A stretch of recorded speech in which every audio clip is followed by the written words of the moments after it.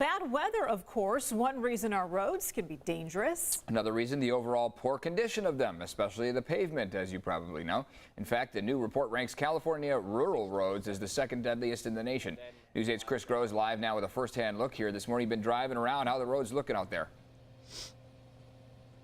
Heather, Eric, we'll show you in a little bit. Actually, why not just take a look for yourself right here? We're actually able to show you with one of our cameras up here on our SAT truck. This is Sunrise Highway. We're up here in Mount Laguna. We came up here to see the snow, but also to see the conditions of these rural roads. And when you think about rural roads, obviously they are remote, but they are traveled by agricultural experts, people who live out here, farmers. So it's important that they're in good condition because they're oftentimes a little bit more dangerous just by their very nature. So let's look at the numbers that were put together by TRIP. It's a nonprofit research group that studies infrastructure. And the numbers, they're not good for California. 32% of rural roads in California are in poor condition. That's second only to Rhode Island. 9% of rural bridges are in poor condition. That's 20th in the country, a little bit better. But you mentioned that fatality rate. California's is 3.16 per 100 million vehicles.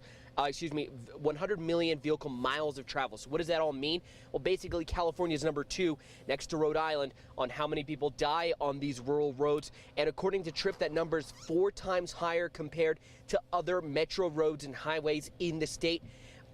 And as we saw last year in August, San Diego's metro roads aren't even that much better. So again, this is important in large part because of the fact that we have agricultural experts and people that are in that industry and farmers, that ranchers, they take these roads. It affects the economy, obviously, if you have a crash or anything like that. And we've seen that infrastructure is a big point of contention and conversation in Washington, D.C.